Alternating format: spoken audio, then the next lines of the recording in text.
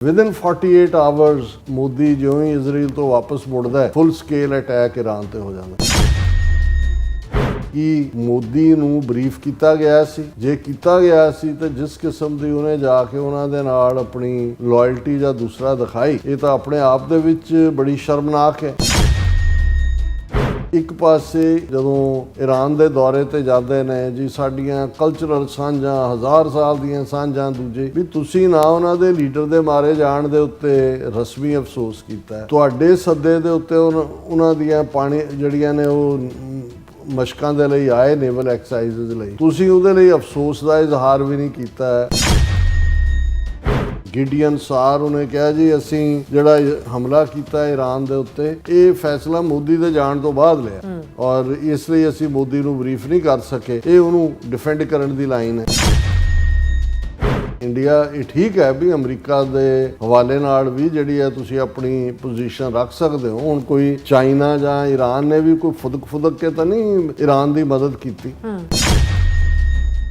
ਤੇ ਭਾਰਤ ਦੇ ਮਾਮਲੇ 'ਚ ਤਾਂ ਭਾਰਤ ਦੇ ਇੰਟਰਸਟ ਜੁੜੇ ਹੋਏ ਨੇ, ਉਹਨਾਂ ਦਾ ਤੇਲ ਵੀ ਉੱਥੋਂ ਆਉਂਦਾ ਹੈ, ਉਹਨਾਂ ਦੇ ਨਾਲ ਤੁਹਾਡੇ ਸੰਬੰਧ ਵੀ ਨੇ। ਔਰ ਤੁਸੀਂ ਅਜੇ ਕੁਝ ਮਹੀਨੇ ਪਹਿਲਾਂ ਤੱਕ ਚਾਬਹਾਰ ਪੋਰਟ ਦੇ ਲਈ $125 ਮਿਲੀਅਨ ਦਿੱਤੇ ਸੀਗੇ ਜੀ, ਤੁਸੀਂ ਈਰਾਨ ਨੂੰ ਤੁਸੀਂ ਇਸਤੇਮਾਲ ਕਰਦੇ ਰਹੇ ਹੋ, ਈਵਨ ਪਾਕਿਸਤਾਨ ਦੇ ਖਿਲਾਫ ਦਹਿਸ਼ਤਗਰਦੀ ਲਈ ਵੀ।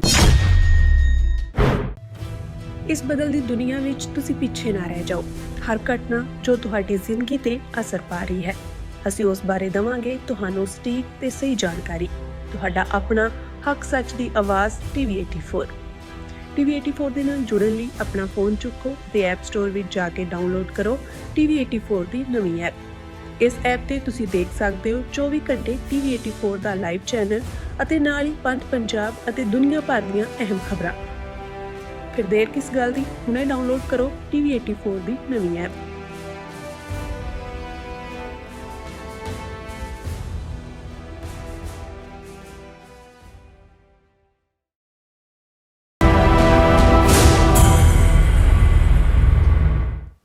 Viewers welcome back to program. So viewers ਗੱਲਬਾਤ ਕਰਨ ਜਾ ਰਹੇ ਹਾਂ ਕਿ ਈਰਾਨ ਜੰਗ ਦੇ ਮੁੱਦੇ ਤੇ ਭਾਰਤ ਦੀ ਸਾਖ ਜਿਹੜੀ ਹੈ ਹੋਰ ਵੀ ਹੇਠਾਂ ਡਿੱਗੀ ਹੈ।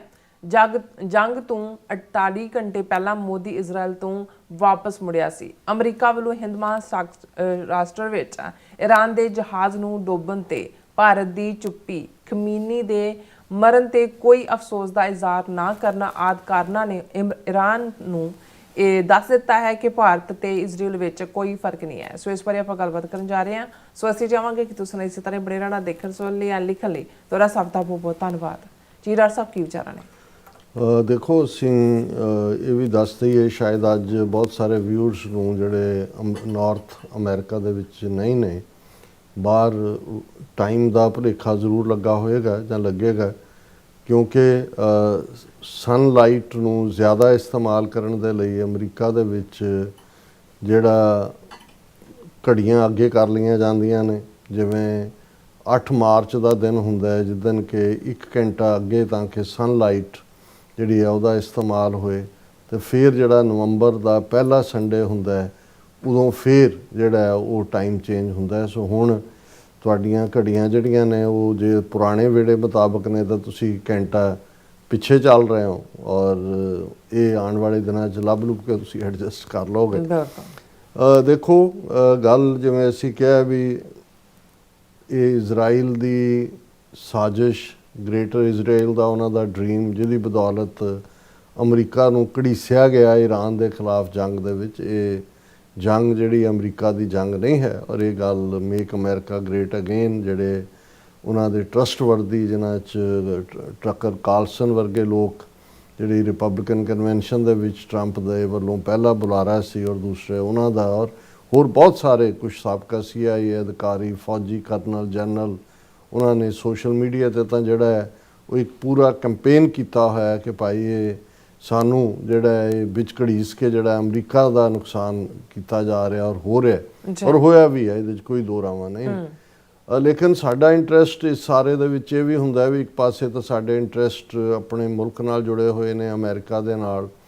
ਫਿਰ ਜ਼ਾਹਰ ਹੈ ਵੀ ਖਾਲਿਸਤਾਨ ਦੀ ਤਹਿਰੀਕ ਦੇ ਮੁੱਦੇ 'ਤੇ ਬੇਸ਼ੱਕ ਕੈਨੇਡਾ ਨੇ ਟੋਟਲ ਸਰੈਂਡਰ ਕੀਤਾ ਇੰਡੀਆ ਦੇ ਸਾਹਮਣੇ, ਪਰ ਜੋ ਅਮਰੀਕਾ ਦੀ ਜੁਡੀਸ਼ਰੀ ਹੈ ਉਹਨਾਂ ਨੇ ਜਿਵੇਂ ਨਿਖਿਲ ਗੁਪਤਾ ਨੂੰ ਜਵਾਬਦੇਹ ਬਣਾਇਆ, ਉਸਨੇ ਆਪਣਾ ਕਬੂਲਨਾਮਾ ਦਿੱਤਾ ਹੈ ਔਰ ਅਡਾਨੀ ਮੁੱਦੇ ਤੇ ਜਾਂ ਦੂਸਰੇ ਅਜੇ ਅਸੀਂ ਵੇਟ ਕਰ ਰਹੇ ਹਾਂ ਕਿ ਭਾਈ ਇਹ ਜਿਹੜਾ ਫਰਦਰ ਕੀ ਆਏਗਾ। ਸੋ ਇਸ ਵੀ ਕੋਈ ਸ਼ੱਕ ਨਹੀਂ ਹੈ ਕਿ ਵੀ ਜਿਹੜੀਆਂ ਅਮਰੀਕਨ ਵੈਲਿਊਜ਼ ਡੈਮੋਕ੍ਰੇਸੀ ਦੀਆਂ ਜਾਂ ਅਸੀਂ ਜਦੋਂ UN charter right of self determination ਦੀ ਗੱਲ ਕਰਦੇ ਹਾਂ ਜਾਂ ਨਿਊ ਵਰਲਡ ਆਰਡਰ ਦੀ ਗੱਲ ਕਰਦੇ ਹਾਂ, ਸੋ ਅਸੀਂ ਇਹ ਸਮਝਦੇ ਹਾਂ ਵੀ ਅਮਰੀਕਾ ਓਨਲੀ ਸੁਪਰ ਪਾਵਰ ਹੈ ਜਿਹੜਾ ਜਦੋਂ ਵੀ ਸਾਡਾ ਮੁਲਕ ਬਣਨ ਵੱਲ ਜਿਹੜੇ ਨੇ ਹਾਲਾਤ ਸਾਜ਼ਗਾਰ ਹੁੰਦੇ ਨੇ ਇਸ ਸਾਰੇ 'ਚ ਅਸੀਂ ਤਵੱਕੋ ਵੀ ਕਰਦੇ ਹਾਂ ਕਿਉਂਕਿ ਅਲਟੀਮੇਟਲੀ ਰੈਕਗਨੀਸ਼ਨ ਤਾਂ ਤੁਹਾਡੀ ਕਿਸੇ ਵੱਡੀ ਪਾਵਰ ਦੇ ਨਾਲ ਹੀ ਹੁੰਦੀ ਹੈ ਜਿਹੜੀ ਕਿ ਤੁਹਾਨੂੰ UN ਤੱਕ ਲੈ ਕੇ ਜਾਂਦੀ ਹੈ ਔਰ ਉਸ ਹਵਾਲੇ ਦੇ ਨਾਲ ਤੁਹਾਡੀ ਰੈਕਗਨੀਸ਼ਨ ਹੁੰਦੀ ਹੈ। ਸੋ ਇਹ ਸਾਡਾ ਭਾਈ ਨੂੰ ਕੋਈ ਸੈਲਫਿਸ਼ ਗੱਲ ਵੀ ਕਹਿ ਲਏ, ਸੈਲਫਿਸ਼ ਇੰਟਰਸਟ ਵੀ ਕਹਿ ਲਏ, ਪਰ ਕੌਮਾਂ ਆਪਣਾ ਹਿੱਤ ਵੀ ਦੇਖਦੀਆਂ ਨੇ। ਤੁਸੀਂ ਹਰ ਸਿਚੁਏਸ਼ਨ ਨੂੰ ਬਲੈਕ ਐਂਡ ਵਾਈਟ ਦੇ ਐਂਗਲ ਤੋਂ ਨਹੀਂ ਦੇਖਦੇ। ਥਰਡਲੀ ਸਾਡੇ ਲਈ ਇਹ ਵੀ ਹੁੰਦਾ ਹੈ ਕਿ ਵੀ ਇੰਡੀਆ ਦਾ ਜਿਹੜਾ ਅਸਲ ਰੰਗ ਐਜ਼ ਏ ਰੋਗ ਸਟੇਟ ਟਰਾਂਸਨੈਸ਼ਨਲ ਰਿਪਰੈਸ਼ਨ ਲਈ ਜ਼ਿੰਮੇਵਾਰ ਜਿਹੜਾ ਉਗੜਿਆ ਪਿਛਲੇ 3-4 ਸਾਲ ਦੇ ਵਿੱਚ ਔਰ ਜਿਸ ਦੇ ਥੱਲੇ ਫਿਰ ਅਮਰੀਕਾ ਨੇ ਭਾਰਤ ਦੀ ਧੌਣ 'ਤੇ ਗੋਡਾ ਵੀ ਰੱਖਿਆ ਹੋਇਆ ਹੈ, ਉਸ ਦੀ ਜਵਾਬਦੇਹੀ ਵੀ ਹੈ ਔਰ ਉਸ ਦੇ ਲਈ ਜਿਹੜਾ ਸਾਨੂੰ ਇਹ ਵੀ ਹੁੰਦਾ ਹੈ ਕਿ ਵੀ ਇਸ ਕਿਸੇ ਵੀ ਸਿਚੁਏਸ਼ਨ 'ਚ ਭਾਰਤ ਦੇ ਨਾਲ ਕੀ ਹੁੰਦਾ ਇਸ ਦਾ ਥੱਲਾ ਲੱਗਣਾ ਬੜਾ ਜ਼ਰੂਰੀ ਹੈ, ਇਸ ਦਾ ਜਿਹੜਾ ਐਕਸਪੋਜ਼ ਹੋਣਾ ਬੜਾ ਜ਼ਰੂਰੀ ਹੈ। ਬਾਕੀ ਇਹ ਵੀ ਹੁੰਦਾ ਹੈ ਵੀ ਬਹੁਤ ਵਾਰ ਜਿਹੜਾ ਜਿਨ੍ਹਾਂ ਨੂੰ ਰੱਬ ਨੇ ਖੁਆਰ ਕਰਨਾ ਹੁੰਦਾ ਹੈ ਉਹ ਹਾਲਾਤ ਦੇ ਵਿੱਚ ਐਸੇ ਉਲਝ ਜਾਂਦੇ ਨੇ ਕਿ ਸੱਚਮੁੱਚ ਆਪਣੀ ਖੁਆਰੀ ਨੂੰ ਆਪ ਹੀ ਸੱਦਾ ਦਿੰਦੇ ਨੇ। ਸੋ ਅਸੀਂ ਸਮਝਦੇ ਹਾਂ ਵੀ ਇੱਕ ਪਾਸੇ ਅਮਰੀਕਾ ਨੇ ਗੋਡਾ ਰੱਖ ਕੇ ਜਿਵੇਂ US India trade deal America ਦੀਆਂ ਟਰਮਸ ਦੇ ਉੱਤੇ ਹੋਈ, ਕਿਉਂਕਿ ਇੱਕ ਗੱਲ ਇਸ 'ਚ ਇਹ ਵੀ ਹੈ ਕਿ ਜੇ ਅਮਰੀਕਾ ਭਾਰਤ ਨੂੰ ਜਿਹੜਾ ਉਹ ਸਬਆਰਡੀਨੇਟ ਬਣਾ ਲੈਂਦਾ ਹੈ ਤੇ ਇਹ ਦਬਾਅ ਹੀ ਕਿਸੇ ਵੇਲੇ ਸਿੱਖਾਂ ਦੀ ਆਜ਼ਾਦੀ ਪੰਜਾਬ ਦੇ ਵਿੱਚ, ਕਸ਼ਮੀਰੀਆਂ ਦੀ ਆਜ਼ਾਦੀ, ਨਾਰਥ ਈਸਟ ਦੀਆਂ 7 ਸਟੇਟਾਂ ਜਿਵੇਂ ਹੁਣ ਨੇਪਾਲ ਦੇ ਵਿੱਚ ਵੀ ਜੈਨ ਜ਼ੀ ਦਾ ਉਹੀ ਗਰੁੱਪ ਸਾਹਮਣੇ ਆਇਆ ਜਿਨ੍ਹਾਂ ਨੇ ਐਗਜ਼ਿਸਟਿੰਗ ਦੇ ਖਿਲਾਫ ਮੂਵਮੈਂਟ ਚੱਕੀ ਸੀ। ਬੰਗਲਾਦੇਸ਼ ਦੇ ਵਿੱਚ ਵੀ ਜਿਹੜੀ ਦੂਸਰੀ ਜ਼ਿਆਉਰ ਰਹਿਮਾਨ ਦੀ ਬੀਬੀ ਖਾਲਦਾ ਜ਼ਿਆ ਦਾ ਮੁੰਡਾ ਜਿਹੜਾ ਹੈ ਉਹ ਪਾਵਰ 'ਚ ਆਇਆ। ਸੋ ਕਿਸੇ ਸਟੇਜ ਦੇ ਉੱਤੇ ਜਿਹੜਾ ਸਾਨੂੰ ਇਹ ਵੀ ਲੱਗਦਾ ਵੀ ਜੇ ਇੰਡੀਆ ਨੂੰ ਦੀ ਰੇਲ ਅਮਰੀਕਾ ਨੇ ਬਣਾਈ ਹੋਈ ਹੈ ਜਾਂ ਬਣਾਈ ਰੱਖੇ ਤੇ ਫਿਰ ਇਸ ਮੁੱਦੇ ਦੇ ਉੱਤੇ ਵੀ ਉਹ ਖਾਲਿਸਤਾਨ ਦਾ ਰੈਫਰੈਂਡਮ ਹੋਏ ਜਾਂ ਖਾਲਿਸਤਾਨ ਦੀ ਕਾਇਮੀ ਹੋਏ ਜਾਂ ਜੰਮੂ ਕਸ਼ਮੀਰ ਦੇ ਵਿੱਚ ਪਲੇਬਸਾਈਟ ਰੈਫਰੈਂਡਮ ਹੋਏ, ਇਹ ਵੀ ਸਾਡਾ ਉਹਦੇ ਨਾਲ ਇੰਟਰਸਟ ਜੁੜਿਆ ਹੋਇਆ ਹੈ। ਔਰ ਇਹਦੇ 'ਚ ਕੋਈ ਸ਼ੱਕ ਨਹੀਂ ਹੈ ਕਿ ਵੀ ਈਰਾਨ ਦੇ ਇਸ ਮੁੱਦੇ ਦੇ ਉੱਤੇ ਜਿਵੇਂ ਬਿਗਨਿੰਗ ਦੇ ਵਿੱਚ ਹੀ ਇਹ ਕੰਸੈਂਸਸ ਸਾਡੇ ਵਿਊਅਰਸ ਰਾਹੀਂ ਬਣੀ ਸੀ ਕਿ ਵੀ ਇਸ ਫਾਈਟ ਦੇ ਵਿੱਚ ਸਾਡਾ ਕੋਈ ਕੁੱਤਾ ਨਹੀਂ ਹੈ, ਇਸ ਦੇ ਵਿੱਚ ਵੀ don't have any dog in the fight. ਇਸ ਲਈ ਦੋਨੋਂ ਪਾਸਿਓਂ ਹੀ ਇੱਕ ਪਾਸੇ ਉਹ ਵੀ ਨੇ ਜਿਨ੍ਹਾਂ ਨੇ ਡਿਫਾਈਂਸ ਜਿਹੜੀ ਸੀ ਖਮੀਨੀ ਦੀ ਜਾਂ ਜਿਹੜੀ ਨਿਡਰਤਾ ਸੀ ਉਹਦੀ ਤਾਰੀਫ ਕੀਤੀ, ਜਿਹੜੀ ਬਣਦੀ ਵੀ ਹੁੰਦੀ ਹੈ ਕਰਨੀ ਜਿਹੜਾ ਵੀ ਕੋਈ ਰੈਜ਼ਿਸਟ ਕਰਦਾ, ਪਰ ਔਰ ਉਹ ਵੀ ਨੇ ਜਿਨ੍ਹਾਂ ਨੇ ਈਰਾਨ ਦੀ ਐਮਬੈਸੀ 'ਚ ਜਾ ਕੇ ਜਾਂ ਦੂਜੇ ਜਿਹੜੇ ਸਿੱਖ ਈਰਾਨ 'ਚ ਨੇ ਤਹਿਰਾਨ 'ਚ ਗੁਰਦੁਆਰਾ ਸਾਹਿਬ ਹੈ ਉਸ ਦੀ ਜਿਹੜੀ ਠੀਕ ਠਾਕ ਹੋਣ ਜਾਂ 50-60 ਸਿੱਖ ਪਰਿਵਾਰਾਂ ਦੀ ਸਲਾਮਤੀ ਦਾ ਵੀ ਜਿਹੜਾ ਉਹ ਆਪਣਾ ਉਹਨਾਂ ਨੇ ਉਸ ਦੇ ਉੱਤੇ ਆਪਣੀ ਤਜਵੀਜ਼ ਦਿੱਤੀ ਜਾਂ ਫਿਕਰ ਦਾ ਇਜ਼ਹਾਰ ਕੀਤਾ। ਉਹਨਾਂ ਨੇ ਖਮੀਨੀ ਦੇ ਜਾਣ ਦੇ ਉੱਤੇ ਅਫਸੋਸ ਦਾ ਵੀ ਪ੍ਰਗਟਾਵਾ ਕੀਤਾ। ਕੁਝ ਚੀਜ਼ਾਂ ਕਟਸੀ ਹੁੰਦੀਆਂ ਨੇ, ਲੇਕਿਨ ਕੁੱਲ ਮਿਲਾ ਕੇ ਇਹ ਸਾਰੇ ਮੁੱਦੇ ਦੇ ਉੱਤੇ ਜਿਹੜੀਆਂ ਸਾਡੀਆਂ ਪੰਥਕ ਧਿਰਾਂ ਜਾਂ ਖਾਲਿਸਤਾਨੀ ਧਿਰਾਂ ਸੀ ਉਹਨਾਂ ਦਾ ਇਹੀ ਖਿਆਲ ਸੀ ਕਿ ਵੀ ਸਾਨੂੰ ਕਿਸੇ ਪਾਸੇ ਵੀ ਜਿਹੜਾ ਉਹ ਵੋਕਲ ਹੋ ਕੇ, ਕਿਉਂਕਿ ਇਹ ਸਾਰੇ ਦੇ ਵਿੱਚ ਜਿਵੇਂ ਇਹ ਹੈ ਵੀ ਇਜ਼ਰਾਈਲ ਬਾਰੇ ਤਾਂ ਮੈਨੂੰ ਕੋਈ ਕਹਿਣ ਦੇ ਵਿੱਚ ਝਿਜਕ ਨਹੀਂ ਹੈ ਕਿ ਵੀ ਉਹਨਾਂ ਨੇ ਜੈਨੋਸਾਈਡ ਕੀਤਾ ਹੈ, ਗਜ਼ਾ ਦੇ ਵਿੱਚ ਵੀ ਕੀਤਾ ਹੈ ਔਰ ਇਹ ਵੀ ਜੰਗ ਜਿਹੜੀ ਹੈ ਇਹ ਇਜ਼ਰਾਈਲ ਦੀ ਸਿਹੜੀ ਉਹਦੇ ਇੰਟਰਸਟ 'ਚ ਹੈ, ਅਮਰੀਕਾ ਦੇ ਇੰਟਰਸਟ ਨਹੀਂ, ਔਰ ਮੈਜੋਰਟੀ ਅਮਰੀਕਨਜ਼ ਇਹ ਫੀਲ ਕਰਨ ਲੱਗ ਗਏ ਨੇ।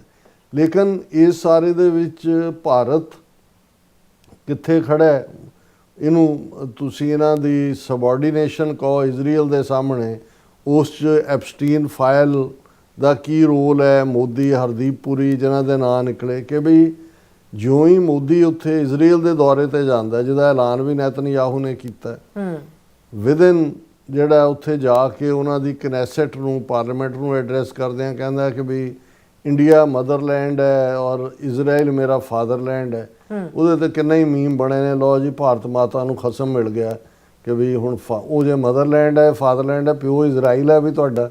ਉਹ ਕਹਿੰਦੇ ਵੀ ਭਾਰਤ ਮਾਤਾ ਕੁਆਰੀ ਸੀ ਵਿਚਾਰੀ, ਹੁਣ ਮੋਦੀ ਨੇ ਉੱਥੇ ਜਾ ਕੇ ਦੱਸਤਾ ਕਿ ਮਦਰ ਸਾਡੀ ਹੈ ਤੇ ਪਿਓ ਤੁਹਾਡਾ ਹੈ। ਸੋ ਔਰ ਇਵੇਂ ਮੁਕੰਮਲ ਹਮਾਇਤ ਦਾ ਜਾਂ ਦੂਸਰਾ ਲਿਆ ਜਿਵੇਂ ਕਿ ਪਤਾ, ਔਰ ਉਹਨੇ ਵੀ ਕਿਹਾ ਵੀ ਅਸੀਂ ਕੋਈ ਇਕੱਲਾ ਪ੍ਰਾਈਮ ਮਿਨਿਸਟਰ, ਮੇਰਾ ਤਾਂ ਭਰਾ ਹੈ ਵੱਡਾ। ਮੈਂ ਕਿਹਾ ਅਸੀਂ ਉਹਦੇ ਤੇ ਕਿਹਾ ਸੀ ਕਿ ਬਈ ਇੱਕ ਜੈਨੋਸਾਈਡ ਕਰਨ ਵਾਲਾ ਇੱਕ ਮਾਸ ਮਰਡਰ ਹੈ, ਦੋਨੋਂ ਹੀ ਰਾਮ ਬਣਾਈ ਜੋੜੀ ਕੰਨਾ ਦੂਆ ਕੋੜੀ। ਲੇਕਿਨ ਵਿਦਨ 48 ਆਵਰਸ ਮੋਦੀ ਜਿਉਂ ਹੀ ਇਜ਼ਰਾਈਲ ਤੋਂ ਵਾਪਸ ਮੁੜਦਾ ਹੈ, ਫੁੱਲ ਸਕੇਲ ਅਟੈਕ ਈਰਾਨ ਤੇ ਹੋ ਜਾਂਦਾ। ਹੁਣ ਇਸ ਨੂੰ ਲੈ ਕੇ ਸਵਾਲ ਉੱਠ ਰਹੇ ਸੀ ਵੀ ਕੀ ਮੋਦੀ ਨੂੰ ਬਰੀਫ ਕੀਤਾ ਗਿਆ ਸੀ? ਜੇ ਕੀਤਾ ਗਿਆ ਸੀ ਤਾਂ ਜਿਸ ਕਿਸਮ ਦੀ ਉਹਨੇ ਜਾ ਕੇ ਉਹਨਾਂ ਦੇ ਨਾਲ ਆਪਣੀ ਲਾਇਲਟੀ ਜਾਂ ਦੂਸਰਾ ਦਿਖਾਈ, ਇਹ ਤਾਂ ਆਪਣੇ ਆਪ ਦੇ ਵਿੱਚ ਬੜੀ ਸ਼ਰਮਨਾਕ ਹੈ। ਹੁਣ ਕਿਉਂਕਿ ਇਹ ਆਪੋਜੀਸ਼ਨ ਨੇ ਵੀ ਘੇਰਿਆ ਮੋਦੀ ਨੂੰ, ਵੈਸੇ ਵੀ ਹੋਇਆ ਕਿ ਭਾਈ ਇਸ ਸਾਰੇ ਦੇ ਚੱਲਦੇ ਆ ਈਰਾਨ ਦੇ ਲਈ ਜੋ ਉਹਨਾਂ ਦਾ ਖਮੀਨੀ ਮਾਰਿਆ ਗਿਆ, ਜਿਸ ਦੇ ਉੱਤੇ ਉਹੀ ਸਾਲ ਪਹਿਲਾਂ ਉਹਨਾਂ ਦਾ ਪ੍ਰੈਜ਼ੀਡੈਂਟ ਜਿਹੜਾ ਉਹ ਹੈਲੀਕਾਪਟਰ ਹਾਦਸੇ 'ਚ ਮਰਿਆ ਸੀ, ਜਿਹੜਾ ਜ਼ਾਹਰ ਹੈ ਇਹਨਾਂ ਦੀ ਮੋਸਾਦ ਦੀ ਸਾਜ਼ਿਸ਼ ਸੀ। ਉਦੋਂ ਤਾਂ ਇੱਕ ਦਿਨ ਦਾ ਪੂਰਾ ਸੋਗ ਭਾਰਤ ਦੇ ਵਿੱਚ ਰੱਖਿਆ ਹੋਇਆ ਸੀ। ਫਿਰ ਵਿਸ਼ਾਖਾਪਟਨਮ ਦੇ ਵਿੱਚ ਜਿਹੜੀਆਂ ਨੇਵਲ ਐਕਸਾਈਜ਼ ਲਈ 75 ਮੁਲਕ ਇਹਨਾਂ ਨੇ ਇਨਵਾਈਟ ਕੀਤੇ ਹੋਏ ਸੀ, ਈਰਾਨ ਦੇ 3 ਜਹਾਜ਼ ਨੇਵਲ ਮਸ਼ਕਾਂ ਦੇ ਲਈ ਵਿਸ਼ਾਖਾਪਟਨਮ ਆਏ ਹੋਏ ਸੀ, ਜਿਹੜਾ 13-14 ਫਰਵਰੀ ਤੋਂ ਸ਼ੁਰੂ ਹੋਈ ਮਸ਼ਕ। ਹੁਣ ਜਿਹੜੇ ਮਸ਼ਕਾਂ ਤੇ ਆਉਂਦੇ ਨੇ ਉਹਨਾਂ ਦੇ ਕੋਲ ਹਥਿਆਰ ਨਹੀਂ ਹੁੰਦੇ। ਅਮਰੀਕਾ ਦਾ ਪਹਿਲਾਂ ਉੱਥੇ ਸੀ, ਲੇਕਿਨ ਐਨ 2 ਦਿਨ ਪਹਿਲਾਂ ਉਹਨਾਂ ਨੇ ਉੱਥੋਂ ਕੱਢ ਲਿਆ, ਔਰ ਬਾਕੀ ਮੁਲਕਾਂ ਦੇ ਜਿਹੜੇ ਨੇ ਉਹ ਸੀ ਉੱਥੇ। ਲੇਕਿਨ ਉਹ ਜਿਹੜੇ 3 ਉਹਨਾਂ ਦੇ ਜਹਾਜ਼ ਸੀ, ਉਹਨਾਂ 'ਚੋਂ ਇੱਕ ਨੂੰ ਇੰਡੀਅਨ ਓਸ਼ਨ ਦੇ ਪਾਣੀਆਂ ਦੇ ਵਿੱਚ ਸ੍ਰੀਲੰਕਾ ਦੇ ਨੇੜੇ, ਸ੍ਰੀਲੰਕਾ ਵਾਟਰਸ ਦੇ ਨੇੜੇ ਅਮਰੀਕਨ ਸ਼ਿਪ ਨੇ ਡੋਬ ਦਿੱਤਾ। ਹਾਲਾਂ ਉਹਨਾਂ 'ਚੋਂ 30-40 ਨੂੰ ਉਹਨਾਂ ਨੇ ਬਚਾਇਆ ਸ੍ਰੀਲੰਕਾ ਨੇ, ਔਰ ਬਾਕੀ ਜਿਹੜੇ ਨੇ ਉਹ ਸਮੁੰਦਰ ਦੀ ਭੇਟ ਹੋਏ। ਦੂਸਰੇ ਜਿਹੜੇ ਨੇ ਉਹ ਇੱਕ ਅੱਧਾ ਕੋਚੀ ਡੱਕ ਕੀਤਾ ਹੋਇਆ ਉਹਨਾਂ ਦੀ ਬੰਦਰਗਾਹ ਤੇ ਹੈ, ਔਰ ਦੂਸਰਾ। ਹੁਣ ਸਵਾਲ ਇਹ ਹੈ ਵੀ ਇਹ ਵੀ ਪੁੱਛਿਆ ਗਿਆ, ਪਾਰਲੀਮੈਂਟ 'ਚ ਵੀ ਪੁੱਛਿਆ ਗਿਆ ਵੀ ਇੱਕ ਪਾਸੇ ਈਰਾਨ ਦੇ ਨਾਲ ਜਦੋਂ ਈਰਾਨ ਦੇ ਦੌਰੇ ਤੇ ਜਾਂਦੇ ਨੇ ਜੀ, ਸਾਡੀਆਂ ਕਲਚਰਲ ਸਾਂਝਾਂ 1000 ਸਾਲ ਦੀਆਂ ਸਾਂਝਾਂ, ਦੂਜੇ ਵੀ ਤੁਸੀਂ ਨਾ ਉਹਨਾਂ ਦੇ ਲੀਡਰ ਦੇ ਮਾਰੇ ਜਾਣ ਦੇ ਉੱਤੇ ਰਸਮੀ ਅਫਸੋਸ ਕੀਤਾ, ਤੁਹਾਡੇ ਸੱਦੇ ਦੇ ਉੱਤੇ ਉਹਨਾਂ ਦੀਆਂ ਪਾਣੀ ਜਿਹੜੀਆਂ ਨੇ ਉਹ ਮਸ਼ਕਾਂ ਦੇ ਲਈ ਆਏ ਨੇਵਲ ਐਕਸਾਈਜ਼ ਲਈ, ਤੁਸੀਂ ਉਹਦੇ ਲਈ ਅਫਸੋਸ ਦਾ ਇਜ਼ਹਾਰ ਵੀ ਨਹੀਂ ਕੀਤਾ। ਤੁਸੀਂ ਇਸ ਦੇ ਲਈ ਅਮਰੀਕਾ ਨੂੰ ਇਹ ਵੀ ਨਹੀਂ ਕਿਹਾ ਵੀ ਤੁਸੀਂ ਘੱਟੋ ਘੱਟ ਇੰਨਾ ਕੁ ਤਾਂ ਸਾਡੀ ਪੱਤ ਰੱਖ ਲੈਂਦੇ ਜਾਂ ਦੂਜੇ। ਫਿਰ ਇਸ ਸਾਰੇ ਦੇ ਚੱਲਦੇ ਹੁਣ ਇਜ਼ਰਾਈਲ ਨੇ ਜਿਹੜਾ ਡਿਫੈਂਡ ਕਰਨ ਦੀ ਕੋਸ਼ਿਸ਼ ਕੀਤੀ ਹੈ ਕਿ ਵੀ ਇਹ ਜਿਹੜਾ decision on Iran strikes taken after Modi left Israel, foreign minister ਸਾਰ ਜਿਹੜਾ ਇਜ਼ਰਾਈਲ ਦਾ ਫੋਰਨ ਮਿਨਿਸਟਰ ਹੈ ਗਿਡੀਅਨ ਸਾਰ, ਉਹਨੇ ਕਿਹਾ ਜੀ ਅਸੀਂ ਜਿਹੜਾ ਹਮਲਾ ਕੀਤਾ ਈਰਾਨ ਦੇ ਉੱਤੇ, ਇਹ ਫੈਸਲਾ ਮੋਦੀ ਦੇ ਜਾਣ ਤੋਂ ਬਾਅਦ ਲਿਆ, ਔਰ ਇਸ ਲਈ ਅਸੀਂ ਮੋਦੀ ਨੂੰ ਬਰੀਫ ਨਹੀਂ ਕਰ ਸਕੇ। ਇਹ ਉਹਨੂੰ ਡਿਫੈਂਡ ਕਰਨ ਦੀ ਲਾਈਨ ਹੈ। ਹੁਣ ਦੂਸਰੇ ਪਾਸੇ ਅਸੀਂ ਦੇਖਦੇ ਹਾਂ ਕਿ ਸ੍ਰੀਲੰਕਾ ਨੇ ਇੱਕ ਜਹਾਜ਼ ਵੀ ਉਹਨਾਂ ਨੂੰ ਆਪਣੀ ਬੰਦਰਗਾਹ ਤੇ ਲਾਇਆ, ਉਹਨਾਂ ਦੇ ਦੂਜੇ ਵੀ ਜਿਹੜੇ ਸੇਲਰ ਉਹਨਾਂ ਨੇ ਸੇਵ ਕੀਤੇ ਨੇ। ਅਮਰੀਕਾ ਨੇ ਕਿਹਾ ਸ੍ਰੀਲੰਕਾ ਨੂੰ ਵੀ ਇਹ ਹਵਾਲੇ ਕਰੋ ਸਾਡੇ। ਸ੍ਰੀਲੰਕਾ ਹਾਲਾਂਕਿ ਕਿੰਨਾ ਗਏ ਕੋ ਛੋਟਾ ਜਿਹਾ ਨਾਲ ਹੈ, Sri Lanka to grant 1 month visa to distressed Iranian sailors. ਉਹਨਾਂ ਨੇ ਕਿਹਾ ਵੀ ਨਹੀਂ, ਇਹ ਹਿਊਮੈਨੀਟੇਰੀਅਨ ਤੌਰ ਦੇ ਉੱਤੇ ਅਸੀਂ ਇਹਨਾਂ ਨੂੰ ਕੀਤਾ, ਅਸੀਂ 1 ਮਹੀਨੇ ਦਾ ਇਹਨਾਂ ਨੂੰ ਵੀਜ਼ਾ ਦੇ ਰਹੇ ਹਾਂ, ਇਹ ਸ੍ਰੀਲੰਕਾ 'ਚ ਠਹਿਰ ਸਕਦੇ ਨੇ, ਜਦੋਂ ਹਾਲਾਤ ਨਾਰਮਲ ਹੋਣਗੇ ਆਪਣੇ ਮੁਲਕ ਚਲੇ ਜਾਣਗੇ। ਸੋ ਇਹ ਹੈ ਕਰੇਜ, ਜਿਹਨੂੰ ਤੁਸੀਂ ਕਹਿੰਦੇ ਹੋ ਮੋਰਲ ਕਰੇਜ। ਔਰ ਇਹ ਸਾਰੇ ਦੇ ਚੱਲਦੇ ਆ ਈਵਨ ਹਾਲਾਤ ਜਿਹੜੇ ਨੇ ਪਾਰਲੀਮੈਂਟ ਦੇ ਵਿੱਚ ਜੋ ਐਸ ਜੈ ਸ਼ੰਕਰ ਦੀ ਰੇਲ ਆਪੋਜੀਸ਼ਨ ਨੇ ਬਣਾਈ, ਤੁਸੀਂ ਉਹਦੀ ਸ਼ਕਲ ਦੇਖੋ ਐਸ ਜੈ ਸ਼ੰਕਰ ਦੀ, ਵੈਸੇ ਹੀ ਉਹਨੂੰ ਕ੍ਰੋਨਿਕ ਕਨਸਟੀਪੇਸ਼ਨ ਹੋਈ ਲੱਗਦੀ ਹੈ, ਪਰ ਉਹ ਇਹ ਕਹਿ ਰਿਹਾ ਕਿ ਜੀ ਅਸੀਂ ਜਿਹੜਾ approach from a point of humanity, Jaishankar on why India let Iranian warship dock in Kochi. ਇੱਕ ਜਿਹੜੀ ਹਾਲਾਂਕਿ ਈਰਾਨ ਨੇ 3 ਸ਼ਿਪ ਜਿਹੜੇ ਸੀ ਉਹਨਾਂ ਨੂੰ ਕਿਹਾ ਇੰਡੀਆ ਨੂੰ ਕਿ ਬਈ ਸਾਨੂੰ ਤੁਸੀਂ ਇਹ ਇੱਥੇ ਬੰਦਰਗਾਹ 'ਚ ਲੈ ਲੈਣ ਦਿਓ। ਇਹਨਾਂ ਨੇ ਉਹਦੀ ਸਿਰਫ ਇੱਕ ਦੀ ਪਰਮਿਸ਼ਨ ਦਿੱਤੀ, ਨਤੀਜੇ ਦੇ ਤੌਰ ਤੇ ਜਿਹੜਾ ਉਹ ਬਾਕੀ ਇੱਕ ਡੋਬ ਦਿੱਤਾ, ਇੱਕ ਨੂੰ ਸ੍ਰੀਲੰਕਾ ਨੇ ਜਿਹੜਾ ਉਹ ਆਪਣੀ ਪੋਰਟ ਤੇ ਲਿਆਂਦਾ। ਔਰ ਈਵਨ ਇਹੀ ਗੱਲ ਈਰਾਨ ਦੇ ਮਿਨਿਸਟਰ ਨੇ ਵੀ ਖਾਤਿਬਜ਼ਾਦ ਨੇ ਇੰਡੀਆ ਨੂੰ ਕਿਹਾ, India must ask US why it is targeting Iranian ships in Indian Ocean. ਕਿ ਜਦੋਂ ਤੁਹਾਡੇ ਸੱਦੇ ਤੇ ਤੁਹਾਡੀ ਮੇਜ਼ਬਾਨੀ ਦੇ ਥੱਲੇ ਇਹ ਸ਼ਿਪ ਆਏ, ਉਹਨਾਂ ਤੇ ਅਟੈਕ ਹੁੰਦਾ, ਤੁਹਾਡੀ ਜ਼ਿੰਮੇਵਾਰੀ ਹੈ। ਉਹਨਾਂ ਨੇ foreign minister Saeed Khatibzadeh said his country is a responsible power and has not shut the Strait of Hormuz. He says the attack on Iran is based on a lie and pitches for diplomacy as the only option. ਉਹਨਾਂ ਨੇ ਕਿਹਾ ਕਿ ਭਾਈ ਅਸੀਂ state of ਹਾਰਮੋਸ ਵੀ ਅਜੇ ਬੰਦ ਨਹੀਂ ਕੀਤੀ ਹੋਈ, ਕਿਉਂਕਿ ਅਸੀਂ ਇਕਨੋਮਿਕਲੀ ਮਾਰਨਾ ਨਹੀਂ ਚਾਹੁੰਦੇ ਇਸ ਖਿੱਤੇ ਦੇ ਮੁਲਕਾਂ ਨੂੰ, ਲੇਕਿਨ ਜੋ ਸਾਡੇ ਨਾਲ ਹੋ ਰਿਹਾ ਇਸ ਦੇ ਲਈ ਜਿਹੜਾ ਉਹ ਭਾਰਤ ਨੂੰ ਅਸੀਂ ਜਵਾਬਦੇਹ ਬਣਾਉਂਦੇ। ਸੋ ਇਹ ਗੱਲ ਇਕੱਲੇ ਇੱਕ ਹਵਾਲੇ ਨਾਲ ਨਹੀਂ, ਬਹੁਤ ਸਾਰੇ ਸੋਸ਼ਲ ਮੀਡੀਆ ਤੇ ਵੀ, ਈਵਨ ਇੰਡੀਅਨ ਸੋਸ਼ਲ ਮੀਡੀਆ ਵੀ ਜਿਹੜੇ ਥੋੜਾ ਜਿਹਾ ਬੈਲੈਂਸ ਰੱਖ ਕੇ ਤੁਰਦੇ ਨੇ, ਉਹ ਕਹਿੰਦੇ ਨੇ ਵੀ ਇਹਨੇ ਮੋਦੀ ਤੇ ਬੀਜੇਪੀ ਨੇ ਨੱਕ ਕਟਵਾ ਦਿੱਤੀ ਹੈ ਸਾਡੀ ਹਰ ਪਾਸਿਓਂ। ਕਿ ਵੀ ਇੱਕ ਪਾਸੇ ਖੁੰਝੇ ਲੱਗਾ ਹੋਇਆ ਟ੍ਰੇਡ ਡੀਲ ਦੇ ਮਾਮਲੇ 'ਚ ਵੀ ਕੀ ਕੰਪਰੋਮਾਈਜ਼ ਕੀਤਾ ਹੈ, ਅਜੇ ਉਹ ਮਾਰਚ ਮਹੀਨੇ ਦੇ ਵਿੱਚ ਡੀਲ ਪੈਨ ਡਾਊਨ ਹੋਏਗੀ।